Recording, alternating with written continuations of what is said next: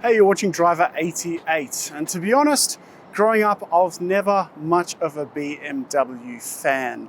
I certainly could respect the racing heritage and the focus on driving dynamics, but when I was a teenager I was more sort of interested in the big engine Benzes from AMG and the all-wheel drive grip of Audi's wagons. The last 5 years, however, BMW has proven themselves to be incredibly successful. M sold more cars than they ever have in 2024. And that's because, despite a lot of the BMW enthusiasts upset with the extra weight, they have ticked so many boxes. Back when Audi used to win all the 0 to 100 tests and quarter mile times, all of a sudden now BMW is the fastest off the line. And then when it comes to track times, say the sedans and coupes, they're in a league of their own, at least on paper. And then when it comes to engine capacity, AMG is nowhere to be seen, going down to 6s and 4s, whilst BMW remains V8s and straight 6s. Now, the last thing that BMW with their M cars recently have not conquered is depreciation.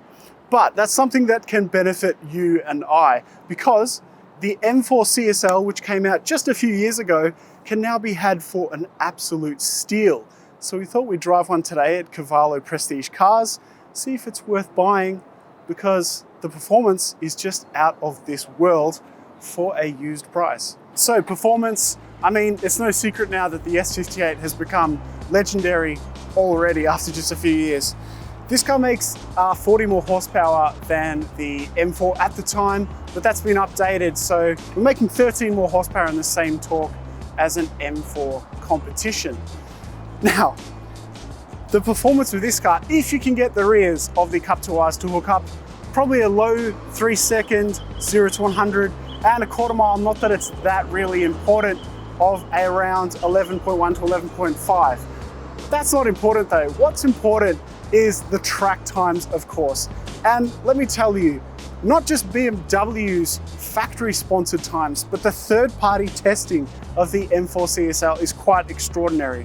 Just look at the Hockenheim times. The M4 is looking at all sorts of other supercars like a 600 LT, 911 turbos, GT3s. It's in the same realm of all those supercars. Then you look at the Sachsenring, the same thing, within all these other supercars. And of course, the brand sort of sponsored time at the Nordschleife, 7 minutes 13.5.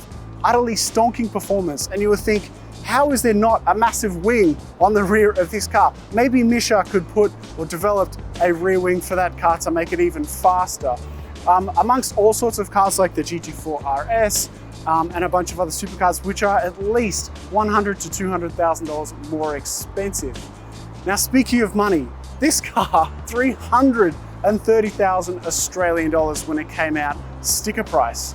But today, this car, which is for sale at our friends at Cavallo Prestige, is sitting at 100 grand less than that, $230,000. Now, keep in mind, $230,000, if I look at today, go on the website of BMW AU, take a brand new M4 competition and put some carbon buckets similar to the ones in this car, you're looking at, I think, 228. I'll put on the price now, but it's practically the same as what you get with this car. And this one still comes with a warranty. So quite the performance price guarantee. Of course, the other brands have held their prices a little bit better, like a 4RS or so, GT3, but truly, truly incredible bang for buck, even though it's just a BMW.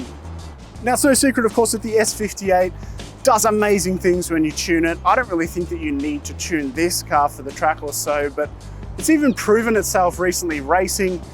The racing version of the S58 has won first and second place in the Bathurst 12 hour with Valentino Rossi coming in second place. So it just further cements how good these engines are. Now, given these supercar rivaling track times, you would think you'd see a huge wing and a much bigger diffuser. But what this car is doing is putting a huge amount of torque to the floor via Cup 2R tires, and they are sticky as hell. The other big thing is Notice those front tires there, 275 section. It's the same size as a GT3 RS. And we're gonna take this thing for a drive now, give it a listen and just feel how direct and good the performance is from the CSL. Okay, welcome to the interior of the CSL. It's pretty sparse in here. No rear seats, of course. We're saving 150 kilos on the M4 comp and 75 kilos on the rear-wheel drive M4 comp. And the interior is decent. I'll tell you, there's a lot of carbon. It's pretty loud in here, but it's nice. I'm still not a fan of this ridiculously thick steering wheel. I prefer, say, a Porsche sort of size steering wheel, but that is also a preference. Let's hear us start up. A nice throaty exhaust, and this car is practically brand new, and you'll still get, say, a few years left of warranty. I still don't know why they don't just get rid of this business going on here. These screens have kind of joined in the following years, but I really like it. These buckets, I prefer Porsche buckets. They're still really good though, carbon backed. They're quite beautiful things. Of course, CSL badging everywhere as it should. There's just 23 of these cars in Australia. There's 1,000 of them built in the world. Let's take this thing for a drive.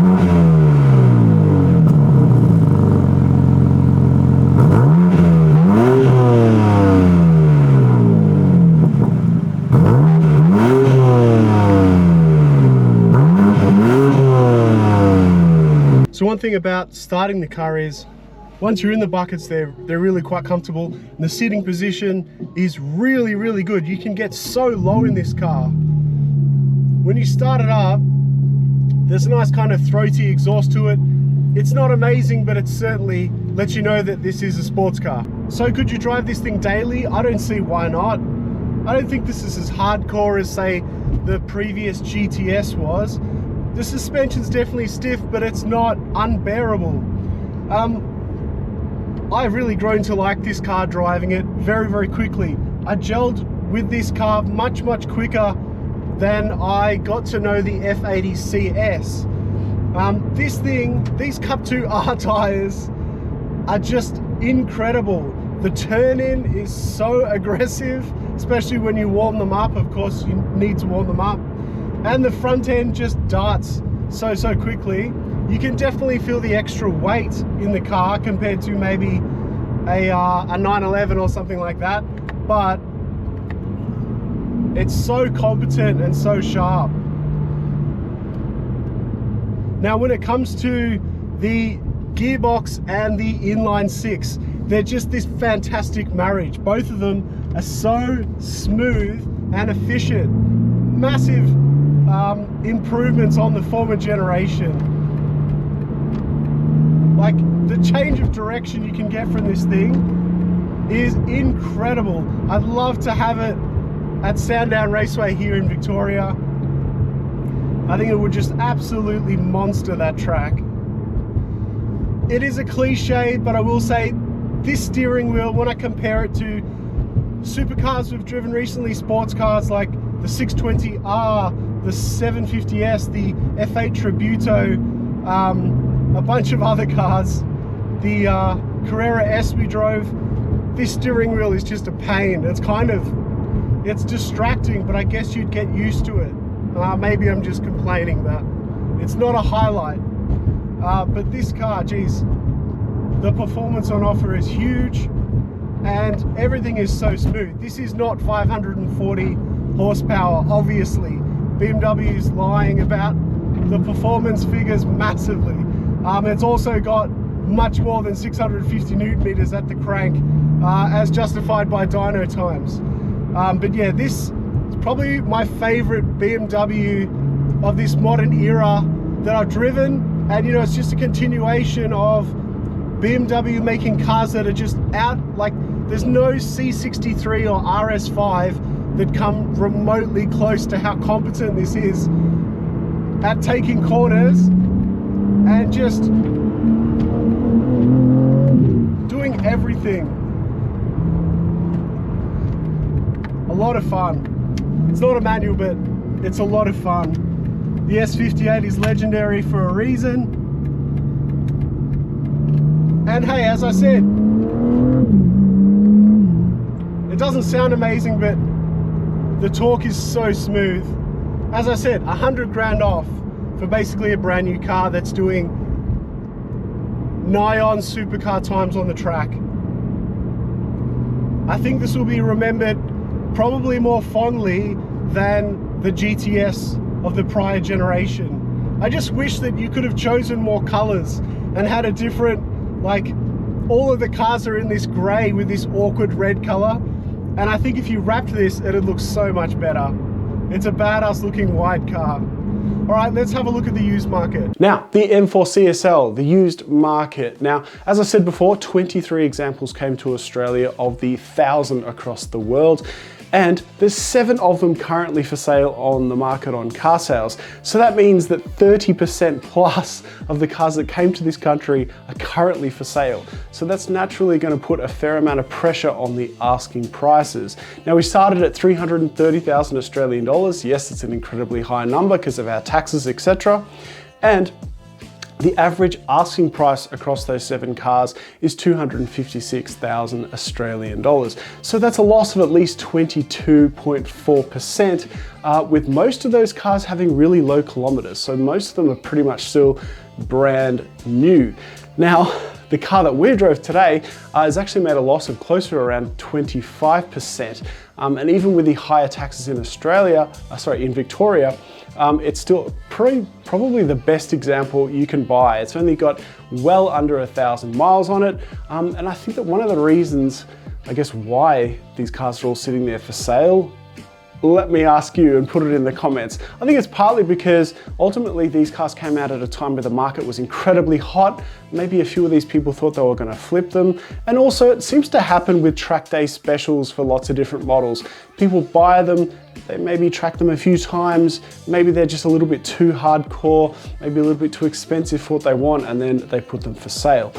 So, you know, this car that we've got here currently that we drove, over 100 grand or 100 grand at least off retail from Cavallo Prestige before you've even started haggling. So that's the used market, and that's the vlog from Driver 88. Let me know what else we should look at currently with supercar and sports car specials, and we'll see you next time.